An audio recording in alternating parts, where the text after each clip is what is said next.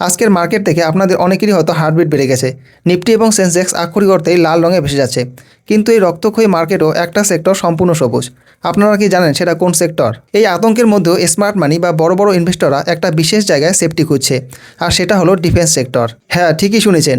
যখনই সারা পৃথিবীতে কোনো যুদ্ধের পরিস্থিতি তৈরি হয়, তখনই যে কোনো দেশের সরকারের প্রথম ফোকাস চলে যায় তাদের নিজস্ব সুরক্ষার দিকে। ভারত সরকার গত কয়েক বছর ধরেই আত্মনির্ভর ভারতের অধীনে আমাদের দেশীয় ডিফেন্স সেক্টরে প্রচুর জোর দিচ্ছে।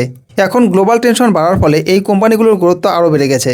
আপনারা যদি আজকের মার্কেট ভালো করে খেয়াল করেন, দেখবেন বিইএল, এইচএল এর মতো স্টকগুলো কীভাবে এই নেগেটিভ মার্কেটও স্ট্রং পজিটিভ মোমেন্টাম দেখাচ্ছে। অন্যান্য সেক্টর থেকে টাকা বেরিয়ে সোজা এই ডিফেন্স স্টকে ঢুকছে, কারণ ইনভেস্টররা এখানে একটা সেফ হেভেন বা নিরাপদ আশ্রয় দেখতে পাচ্ছে।